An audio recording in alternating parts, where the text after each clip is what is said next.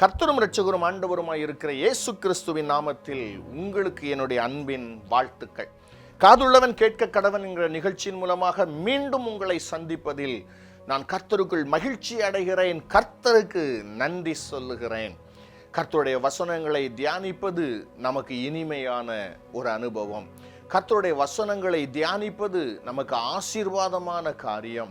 கர்த்தருடைய வசனங்களோடு பயணிப்பது நம்முடைய வாழ்க்கைக்கு மிகவும் பிரயோஜனமான காரியம். எனவே வேத வசனங்களை எந்த அளவுக்கு நாம் ஆராய்ந்து பார்க்க வேண்டுமோ ஆராய்ந்து பார்த்து வசனங்களுக்கு ஏற்றபடி நம்முடைய வாழ்க்கையை நாம் மாற்றிக்கொள்வதற்கு கடனாளிகளாக இருக்கிறோம். கவனியுங்கள், இன்றைக்கு ஊழியத்தின் காரியங்களை குறித்து சில தெளிவுகளை உங்களுக்கு முன்பாக வேத வசனத்தின் மூலமாக வைக்க விரும்புகிறேன். இன்றைய நாட்களில் ஊழியம் என்பது ஒரு ஹானரபிள் ஜாப், நல்ல ஒரு மதிப்பு மரியாதையுள்ள ஒரு வேலையாக அநேகராலே பார்க்கப்படுகிறது. ஊழியம் என்பது சில பாடல்களை பாடுவது, நல்ல ப்ரிப்பரேஷன் பண்ணி பெர்ஃபார்ம் பண்ணுவது என்பதை போல அநேகர் இன்றைக்கு நினைத்து கொண்டார்கள். பக்க வழியாக அநேகர் வந்துவிட்டார்கள். இன்னும் ஒரு சிலரை பார்த்தால் இழிவான ஆதாயத்திற்காக கர்த்தருடைய வேதத்தை கையில் எடுத்து இயேசுவின் நாமத்தை சொல்லிக்கொண்டு திரிகிற மக்கள் அநேகர் உண்டு. இன்னும் ஒரு சிலருக்கோ ஊழியத்தை குறித்த சரியான தெளிவு இல்லாமல், ஊழியத்திற்காக அழைக்கப்பட்டிருந்தாலும் சரியான ஒரு தெளிவு இல்லாமல் ஊழியத்திலே தோற்று போய் விரக்தியுள்ளவர்களாக மாறிவிடுகிறார்கள். ஊழியம் செய்கிற அநேகரை சந்திக்கும் போது இன்றைக்கு உண்மையை சொல்ல வேண்டுமானால் பெரும்பாலான ஊழியக்காரர்களிடத்திலே இருதயத்திலே சந்தோஷம் இல்லை. பவுல் சொல்லுவது போல, நான் எதற்காக பிடிக்கப்பட்டேனோ அதை பிடித்து கொள்ளும்படி ஆசையாய் தொடருகிறேன் என்கிற அந்த வார்த்தையில், அந்த வசனத்தில் ஆசையாய் என்கிற வார்த்தை இன்றைக்கு அநேக ஊழியக்காரர்களிடத்திலே இல்லை. அநேக ஊழியக்காரர்கள் சோர்ந்து போய் துவண்டு போய் ஏன் ஊழியத்திற்காக வந்தோம் என்று சொல்லுகிற நிலைமையிலே இருக்கிற பரிதாபத்தை நம்மாலே பார்க்க முடிகிறது. இன்னும் ஒரு உண்மையை சொல்ல வேண்டுமானால், மிஷனரி ஊழியத்தில் இருக்கிற அநேகருடைய இருதயம் வாடி போய்விட்டது. எங்களைப் போல எங்கள் பிள்ளைகள் கஷ்டப்படக்கூடாது, எங்களைப் போல எங்களுடைய பிள்ளைகள் வேதனைப்படக்கூடாது என்று சொல்லி பிள்ளைகளை டாக்டர்களாக இன்ஜினியர்களாக மாற்றிவிட்ட கொடூரம் நம்முடைய தேசத்திலே நடந்து வருகிறது. பெரும்பாலான மிஷினரிகள் இடத்திலே. அருமையான தேவனுடைய பிள்ளைகளே, ஏன் அந்த மிஷினரிகள் அப்படி செய்கிறார்கள்? ஏன் ஊழியக்காரர்கள் அப்படி செய்கிறார்கள் தெரியுமா? ஐயோ, ஊழியம் கஷ்டமானது, நாங்கள் ஏதோ ஊழியத்திற்கென்று வந்துவிட்டோம், இனிமேல் அதை நாங்கள் விடவும் முடியாது, தொடர்ந்து செய்யவும் முடியவில்லை, எங்களுடைய காலத்தை நாங்கள் போக்கி விடுகிறோம், பிள்ளைகள் கொஞ்சம் சுகமாக இருக்கட்டும், எங்களைப் போல பிள்ளைகள் வேதனைப்பட வேண்டாம் என்று நினைப்பதுதான் அதற்கு காரணம். இவைகளை நாம் ஆராய்ந்து பார்த்தால் அவர்கள் ஊழியத்தை சந்தோஷத்தோடு கூட செய்யவில்லை என்பதை நாம் அறிந்து கொள்ள முடியும். இதற்கெல்லாம் காரணம் என்ன? இதற்கெல்லாம் காரணம் என்ன? வேதத்தை கவனித்து பார்த்தால் தேவனாலே அழைக்கப்பட்ட ஊழியர்கள், தேவனாலே பயன்படுத்தப்பட்ட மனிதர்களுடைய காரியங்களை நீங்கள் யோசித்து பாருங்கள். அவர்கள் உற்சாகமாக ஊழியத்தை செய்து தங்களுடைய ஜீவன் போகும்போது கூட சந்தோஷத்தோடு தங்களுடைய ஜீவனை கர்த்தரிடத்தில் ஒப்பு கொடுத்து இருக்கிறதை நாம் அறிய முடியும். இன்றைக்கு முதலாவது சில காரியத்திலிருந்து நாம் ஆரம்பிக்க போகிறோம். யாத்ராகமத்தின் புஸ்தகத்தை உங்களுடைய வேதத்திலே திருப்பிக் கொள்ளுங்கள். அதில் 32வது அதிகாரம் 1 முதல் 6 வசனங்கள் வரைக்கும் நீங்கள் குறித்து வைத்துக் கொள்ளுங்கள். அதற்கு இந்த செய்தி முடிந்ததற்கு பின்பு நீங்கள் அவைகளை வாசித்து பாருங்கள். அந்த வேத பகுதியிலே ஒரு சம்பவம் எழுதப்பட்டிருக்கிறது. மோசேயானவன் கர்த்தராலே அழைக்கப்பட்டு மலையின் உச்சிக்கு சென்று விட்டான். கர்த்தரிடத்திலிருந்து கற்பலகைகளை வாங்கி கொண்டு வரும்படி அவன் மேலே சென்றிருக்கிறான். மோசே இறங்கி வர தாமதமாகிவிட்டது. உடனே இந்த இஸ்ரவேல் ஜனங்கள் எல்லாரும் சேர்ந்து மோசேயினுடைய அசிஸ்டன்ட் ஆகிய ஆரோன், மோசேக்கு வாயாக கொடுக்கப்பட்ட ஆரோன், கர்த்தராலே தெரிந்து கொள்ளப்பட்ட ஆரோன், கர்த்தராலே அழைக்கப்பட்ட அந்த ஆரோன் இடத்திலே இந்த ஜனங்கள் சென்றார்கள். என்னுடைய வார்த்தைகளை நீங்கள் நன்றாக கவனிக்க வேண்டும். மோசேக்கு அசிஸ்டண்டாக இருக்கிற ஆரோன், கர்த்தராலே அழைக்கப்பட்ட ஆரோன், கர்த்தராலே தெரிந்து கொள்ளப்பட்ட ஆரோன், கர்த்தராலே மோசேயினிடத்திலே அனுப்பப்பட்ட ஆரோன். இந்த ஆரோன் இடத்திலே ஜனங்கள் வந்து சொன்னார்கள், ஐயா, எங்களை அழைத்து கொண்டு வந்த அந்த மோசேக்கு என்ன சம்பவித்ததோ நாங்கள் அறியோம். எனவே நீர் ஒன்றை எங்களுக்கு செய்ய வேண்டும். என்ன செய்ய வேண்டும்? எங்களுக்கு முன் செல்லும் தெய்வங்களை உண்டு பண்ணும் என்று ஆரோனிடத்திலே வந்து கேட்கிறார்கள். சுமார் 6 லட்சம் காலாட்கள். ஆரோன் ஒரு தனிப்பட்ட நபர். 6 லட்சம் பேரும் சேர்ந்து இந்த ஆரோனை நெருக்குகிறார்கள். இப்போ ஆரோனுக்கு பயங்கரமான ஒரு ப்ரெஷர், பயங்கரமான ஒரு நெருக்கம். இந்த ப்ரெஷரை எப்படி ஹேண்டில் பண்ணுறதுன்னு ஆரோனுக்கு தெரியலை.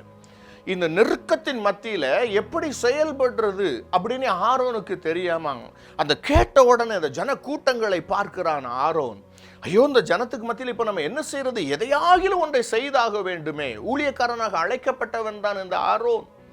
இப்படி எதையாகிலும் ஒன்றை செய்தாகணுமே அப்படின்னு சொல்லிட்டு உடனே கேட்கிறான், உங்களுடைய மனைவிகள், உங்கள் குமாரர் குமாரத்திகளுடைய காதுகள் இருக்கிற கடுக்கண்கள், பொன் ஆபரணங்கள் எல்லாவற்றையும் கொண்டு வாங்க நீ சொல்லி கேட்டு வாங்கி, அதனால் அழகா ஒரு கன்றுக்குட்டியை உண்டாக்கி மேலே கர்த்தருக்கு பண்டிகை நீ போட்டு, இதுதான் உங்களை கொண்டு வந்த தெய்வம், இதற்கு முன்பாக நீங்கள் விழுந்து பணிந்து கொள்ளுங்கள் என்று சொல்லி அந்த நெருக்கத்தில் இருந்து, அந்த ப்ரெஷரான சிச்சுவேஷன்ல இருந்து ஆரோன் நைஸா வெளியே வந்துட்டு ஜனங்களை மாட்டி விட்டான். இப்போ ஜனங்கள் அத்தனை பேர் விக்கிரக ஆராதனைக்காரர்களாக மாறினார்கள். அதனாலே தேவனுடைய கோபம் ஜனங்கள் மேலே இறங்கிட்டு மோசே அதை குறித்து சொல்லும்போது சொல்லுகிறான், ஆரோனை உன்னையும் அழிப்பதற்கு கர்த்தர் யோசனையாயிருந்தார், ஆனால் என்னுடைய மன்றாட்டை தேவன் கேட்டார், உனக்காகவும் நான் வேண்டிக் கொண்டேன், என்னுடைய மன்றாட்டை தேவன் கேட்டு உன்னையும் தப்பவிட்டார் என்று மோசே கூறுவதாக வேதம் சொல்லுகிறது.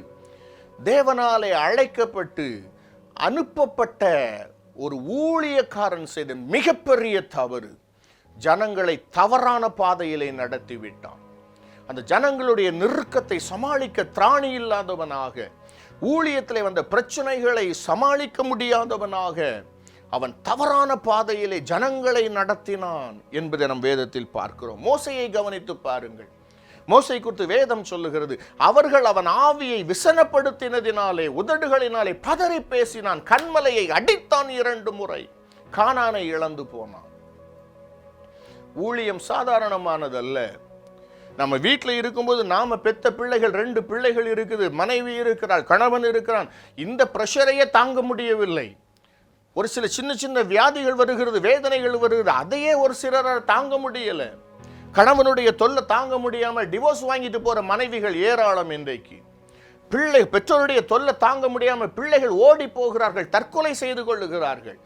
மனைவி டார்ச்சர் தாங்க முடியாம கணவன் தவறான பாதையிலே கடந்து செல்லுகிறான். நிறைய இடங்கள்ல குடும்பத்தில் இருக்கிற ஒரு 3 பேர் 4 பேருடைய பிரஷரை தாங்க முடியாதவர்கள், ஒர்க் பண்ற இடத்துல கம்பெனியில இருக்கிற ஸ்டாஃப்ஸ் அவங்க தொல்லை தாங்க முடியாதவர்கள், கூட ஒர்க் பண்றவங்களுடைய பிரஷரை ஹேண்டில் பண்ண முடியாதவங்க, மேல இருந்து கொடுக்கிற பிரஷரை ஹேண்டில் பண்ண முடியாதவங்க தவறான முடிவுகளை எடுக்கிறார்கள். எவ்வளவோ காரியங்கள். ஊழியம் அப்படி அல்ல. நமக்கு சம்பந்தமே இல்லாத நபர்கள், லட்சக்கணக்கான மக்கள், நம்ம கண்களில் பார்க்கிறவர்கள் பார்க்காதவர்கள் எவ்வளவோ பேசுகிறார்கள், எவ்வளவோ எழுதுகிறார்கள். பார்த்த மாதிரியே பேசுவாங்க, பார்த்த மாதிரியே எழுதுவாங்க. யோசேப்பினுடைய வஸ்திரத்தை போத்திபாருடைய மனைவி கையிலே வைத்திருந்தது போல சாட்சிகளெல்லாம் வைத்து கொண்டு பேசுவார்கள். என்ன நடந்தது என்று அவர்களுக்கு தெரியாது. அவ்வளோ பிரஷர் ஊழியத்தில் இருக்கும், அவ்வளோ நெருக்கம் ஊழியத்தில் இருக்கும். ஊழியம் சாதாரணமானதல்ல.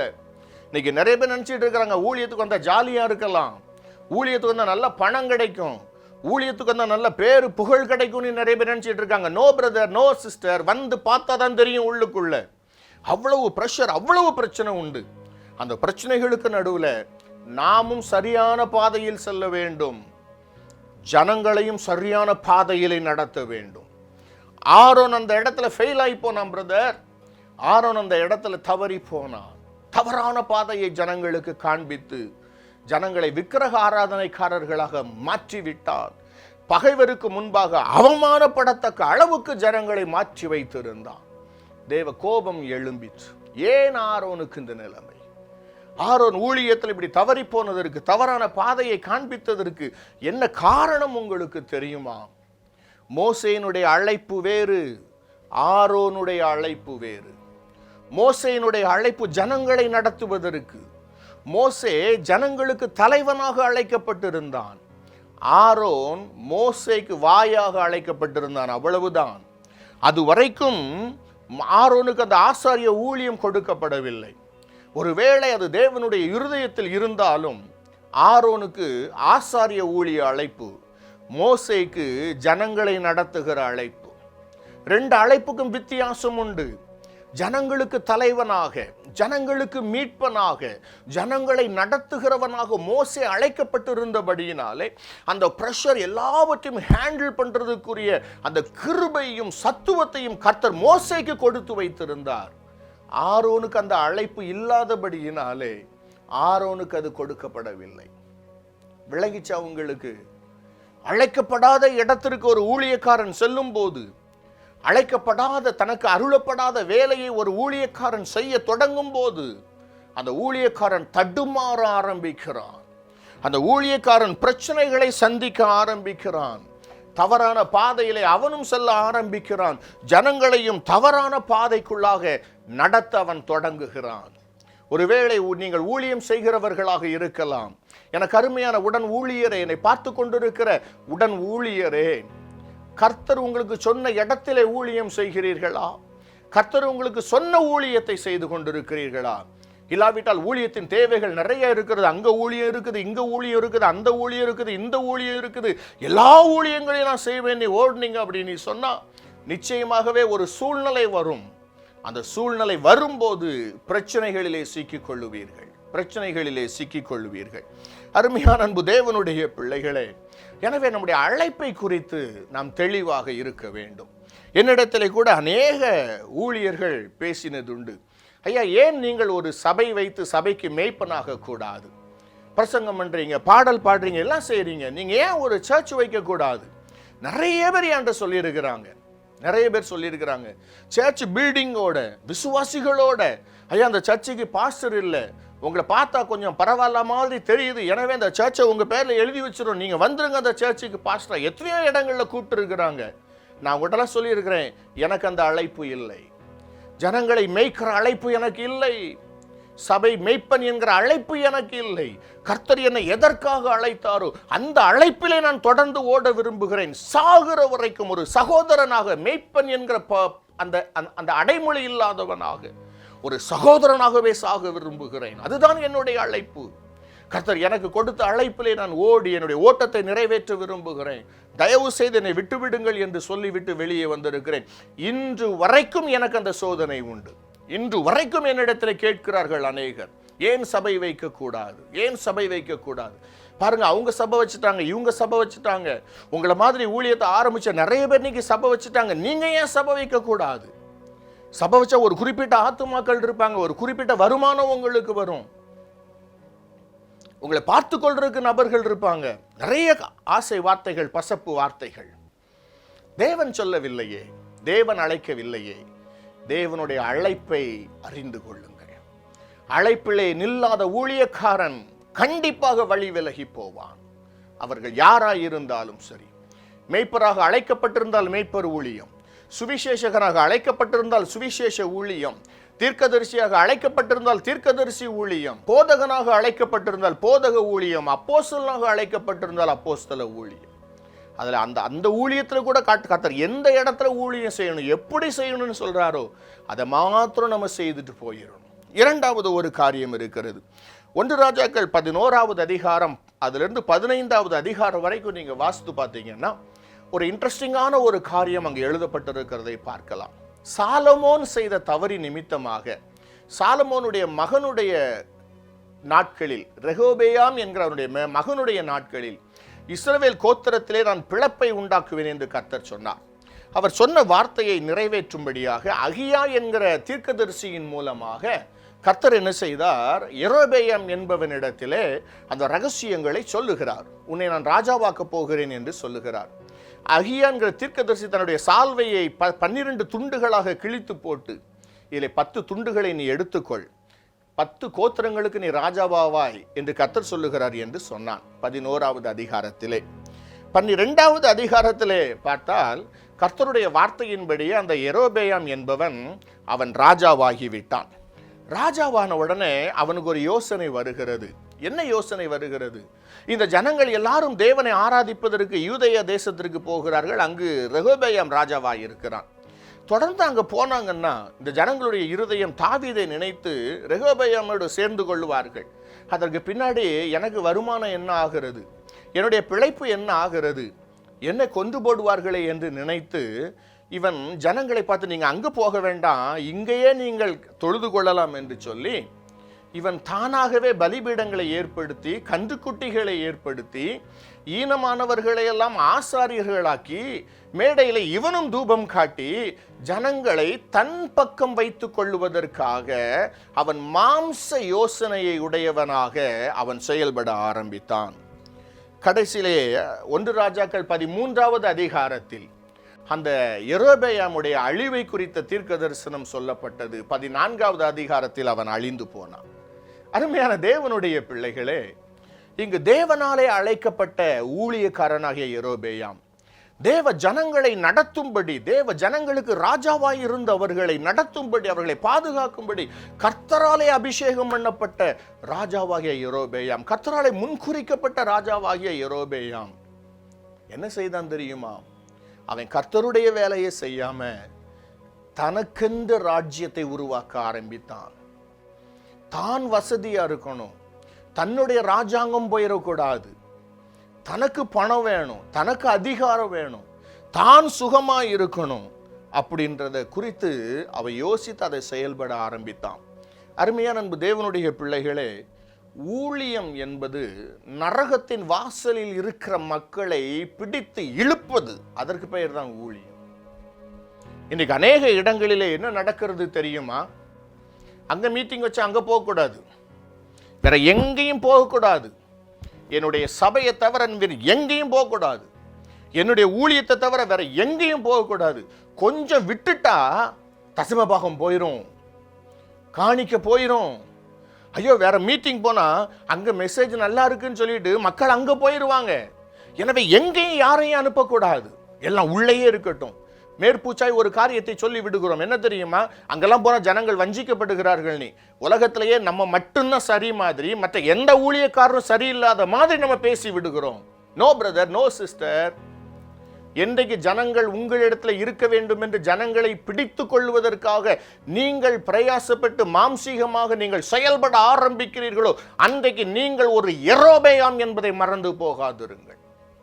தேவனுடைய கோபம் உங்களுக்கு விரோதமாக எழும்பும். தேவனுடைய ஊழியர்களாகிய நம்முடைய வேலை என்ன தெரியுமா? மணவாளனாகிய இயேசு வரும்போது நம்முடைய ஜனங்களை பார்த்து, நம்மை பார்த்து, உன்னில் பழுதொன்றும் இல்லை என் பிரியமே என்று சொல்லத்தக்க அளவுக்கு கர்த்தர் நம்மிடத்திலே ஒப்பு கொடுத்திருக்கிற ஆத்துமாக்கள் மேலே கரிசனை உள்ளவர்களாக இருந்து அவர்களை பரலோக ராஜ்யத்திற்கு நேராக திருப்ப வேண்டும், கர்த்தருக்கு நேராக திருப்ப வேண்டும், கர்த்தருடைய பாதையில் அவர்களை நடத்த வேண்டும். சுருங்க சொன்னால் கர்த்தருடைய ராஜ்யத்தை நாம் கட்ட வேண்டும். நம்முடைய ராஜ்யத்தை அல்ல, நம்முடைய சபையை அல்ல, நம்முடைய சுவிசேஷ ஊழியத்தை கட்டக்கூடாது, கர்த்தருடைய ராஜ்யத்தை கட்ட வேண்டும். அந்த ரெண்டுக்கும் உள்ள வித்தியாசத்தை அறிந்து கொள்ள வேண்டும். ஒருவேளை நீங்க செய்யலாம், கர்த்தருடைய ஊழியத்தை ஆசீர்வதிக்கணும், நம்ம எல்லைகளெல்லாம் பெரிதாக்கணும், நம்ம ஊழியம் பெருசாக இருக்கு, நம்ம என்னெல்லாம் செய்யணும்? நம்ம ஊழியம் பெருசாக இருக்கு எதையும் செய்யக்கூடாது பிரதர். கர்த்தருடைய ராஜ்யம் பெருசாகிறதுக்கு செய்யுங்க. ஆட்டோமேட்டிக்கா கர்த்தர் உங்க ஊழியத்தை விரிவடைய செய்வார். கர்த்தருடைய ராஜ்யத்திற்காக வேலை செய்யுங்கள், கர்த்தர் உங்கள் சபையை ஆசீர்வதிப்பார். நீங்கள் உங்கள் சபைக்காக வேலை செய்ய ஆரம்பிச்சீங்கன்னா, நீங்க உங்க ஊழியங்களுக்காக வேலை செய்ய ஆரம்பிச்சீங்கன்னா, தேவன் உங்களை விட்டு விலகி விடுவார். உங்களுடைய அழிவு சமீபமாயிற்று என்பதை அறிந்து கொள்ளுங்கள். ஊழியத்தை குறித்த தெளிவு, ஊழியம் என்றால் என்ன என்பதை குறித்த நாலேஜ் இன்றைக்கு நமக்கு அவசியம். என்னை பார்த்து கொண்டிருக்கிற எனக்கு அருமையான தேவனுடைய பிள்ளைகளே, ஊழியர்களுக்காக அதிகமாக ஜெபியுங்கள். சுயநலமற்ற ஊழியக்காரர்களாக ஊழியர்கள் இருக்க வேண்டும். தங்களுடைய ராஜ்யத்தை கட்டுகிறவர்களாக இல்லாமல் தேவனுடைய ராஜ்யத்தை கட்டுகிறவர்களாக ஊழியர்கள் இருக்க வேண்டும். அதற்காக பாரத்தோடு கூட ஜெபியுங்கள், கண்ணீரோடு கூட ஜெபியுங்கள். கர்த்தாவே, உம்முடைய ஊழியர்களுக்கு ஞானத்தை தாரும், அவர்கள் தரிசனத்தை இழந்து போனவர்களாக இருக்கக்கூடாது, உம்முடைய ராஜ்யத்தை கட்டுகிறவர்களாக இருக்கட்டும் என்று சொல்லி கண்ணீர் விட்டு அழுது புலம்புங்கள். ஒருவேளை நீங்கள் ஊழியம் செய்கிறவர்களாக இருந்தால், ஒரு உடன் ஊழியக்காரனாக உங்களுடைய சொந்த சகோதரனை போல நின்று உங்களோடு பேசிக் கொண்டிருக்கிறேன், தயவு செய்து உங்களுடைய ராஜ்யத்தை கட்டாதிருங்கள். ஜனங்கள் போயிருவாங்களே, அவங்களை எப்படி பிடிச்சு வைக்கிறதுன்னு யோசிக்காதீங்க, கர்த்தரை எப்படி பிடிச்சு வைக்கிறதுன்னு யோசிங்க. கர்த்தருடைய ராஜ்யத்தை கட்டுங்கள். கர்த்தர் உங்களோடு இருப்பார். உங்கள் மூலமாக பயங்கரமான காரியங்களை செய்யும்படி கர்த்தர் அனுக்கிரகம் பாராட்டுவார். உங்களுடைய தேவைகள் எதுவானாலும் தேவன் உங்களுக்கு சந்திப்பார். ஊழிய எல்லைகளை அவர் விரிவாக்குவார். உங்களுடைய பெயரை அவர் பெருமைப்படுத்துவார். உங்களை அவர் ஆசீர்வதிப்பார். நீங்கள் ஆசீர்வாதமாய் இருப்பீர்கள். எனக்கு அருமையான தேவனுடைய பிள்ளைகளை, ஊழியத்தை குறித்த தெளிவோடு கூட நாம் ஊழியத்தை செய்வோம். ஒருவன் எனக்கு ஊழியம் செய்வானால் பிதாவானவர் கனம் பண்ணுவார் என்ற வசனத்தின்படி தேவனாலே கனத்தை பெறுவோம், ஆசீர்வாதங்களை பெறுவோம். கர்த்தர் நம்மை ஆசீர்வதிப்பாராக. ஆமேன், ஆமேன்.